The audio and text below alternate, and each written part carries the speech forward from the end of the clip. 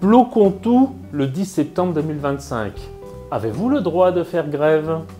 C'est le sujet de cette vidéo un peu spéciale car c'est la première vidéo de ma chaîne YouTube Mon CSE et moi qui traite d'un sujet d'actualité. Habituellement, je fais des vidéos de fond sur les droits des salariés et de leurs représentants pour vous aider à mieux vous défendre en comprenant mieux les règles du jeu dans l'entreprise. Je réponds tout de suite très simplement à la question posée. Oui, tout salarié et tout fonctionnaire a le droit de faire grève le 10 septembre 2025, c'est-à-dire a le droit de ne pas se présenter au travail. Je vais vous expliquer pourquoi et vous donner quelques conseils utiles qui vont vous intéresser dans la suite de cette vidéo. Mais en attendant, je vous invite à mettre un pouce bleu et à vous abonner à cette chaîne YouTube pour m'encourager à poursuivre la production de telles vidéos permettant aux salariés de mieux se défendre et de mieux défendre leurs droits.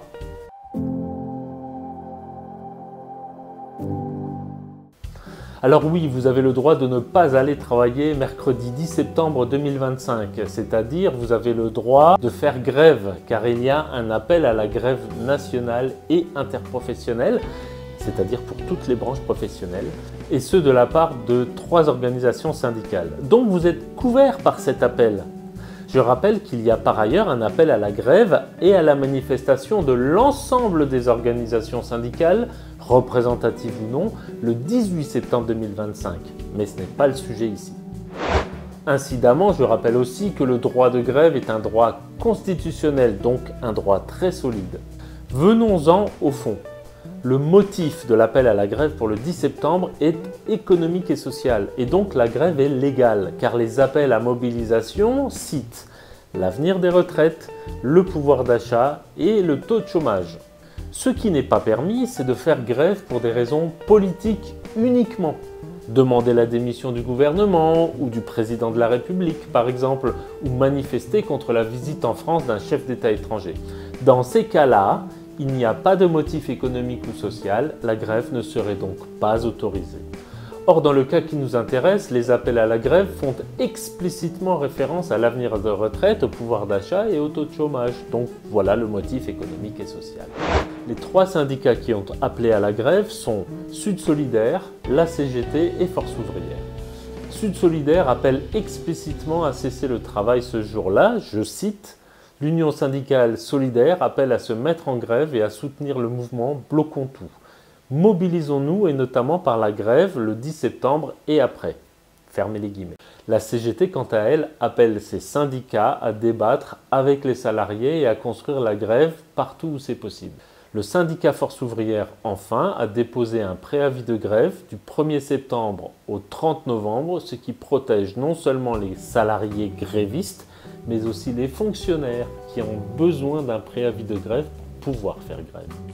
Conclusion, que vous soyez dans une petite entreprise ou une grande, dans une administration publique ou que vous soyez fonctionnaire, vous êtes en droit de cesser le travail ce jour-là et donc de faire grève.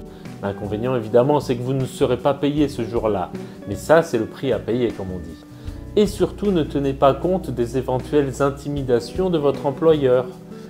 Vous avez le droit de faire grève, même si vous êtes le seul dans ce cas dans votre entreprise, car c'est un appel national à la grève. Vous n'avez pas besoin d'être adhérent d'un syndicat qui appelle à la grève. D'ailleurs, toute adhésion syndicale est personnelle et confidentielle. Aussi, comment votre employeur connaîtrait-il votre non-appartenance syndicale ? Et même si vous êtes membre d'un syndicat qui n'appelle pas à la grève, vous êtes un salarié au même titre que les autres, donc vous avez le droit de cesser le travail ce jour-là. Pire encore, vous n'avez même pas obligation d'aller manifester le 10 septembre. Vous pouvez simplement rester à la maison et jardiner ou bricoler, vous êtes couvert par les appels à la grève des différents syndicats. Et si votre patron essaye tout de même de vous dissuader de faire grève, montrez-lui cette vidéo, je lui expliquerai moi-même. Le seul conseil que je vous donne, c'est de prévenir votre employeur que vous ne serez pas présent le 10 septembre au travail. Il ne peut rien faire contre cela. Mais ça montrera votre bonne foi et votre souci de ne pas mettre votre service en difficulté. En tout état de cause, il est strictement interdit à un employeur de sanctionner un salarié pour cause de grève, ni sanction, ni même licenciement. C'est encore pire. Tout licenciement qui aurait pour cause réelle un fait de grève serait nul. Ça veut dire que si d'aventure ça vous arrivait, lorsque vous serez réintégré dans l'entreprise suite à la décision du tribunal, vous toucherez tous les salaires que vous n'avez pas touchés en étant licencié. Un licenciement nul, ce n'est pas comme un licenciement sans cause réelle et sérieuse. C'est beaucoup plus coûteux pour l'employeur qui a l'obligation de vous réintégrer. Car je le répète, la grève est un droit inscrit dans la Constitution de la République. C'est donc un droit très protégé et aucun salarié ne peut subir de rétorsion pour ce motif. Si vous avez trouvé cette vidéo utile, abonnez-vous pour m'encourager à en faire plus et mettez un pouce bleu. Et si vous avez des questions, n'hésitez pas à les poser en commentaire, je les lis tous et j'y réponds le plus rapidement possible.